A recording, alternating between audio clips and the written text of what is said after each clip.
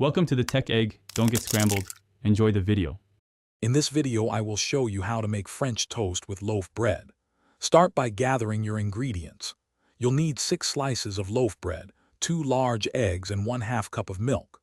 For flavor, add a pinch of cinnamon, 1 tablespoon of sugar, and 1/2 teaspoon of vanilla extract.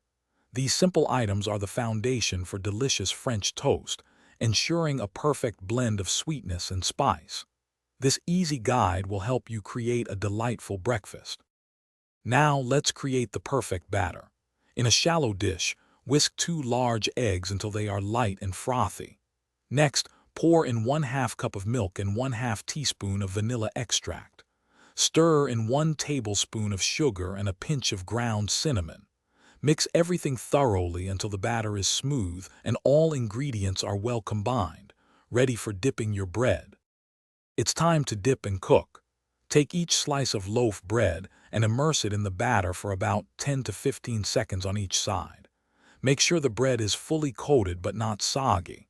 Heat a lightly buttered griddle or pan over medium heat. Cook each French toast slice for 2 to 3 minutes per side until it achieves a beautiful golden brown color and is cooked through. Your delicious French toast is ready. Serve it warm for the best experience. A classic choice is a generous drizzle of maple syrup or a light dusting of powdered sugar.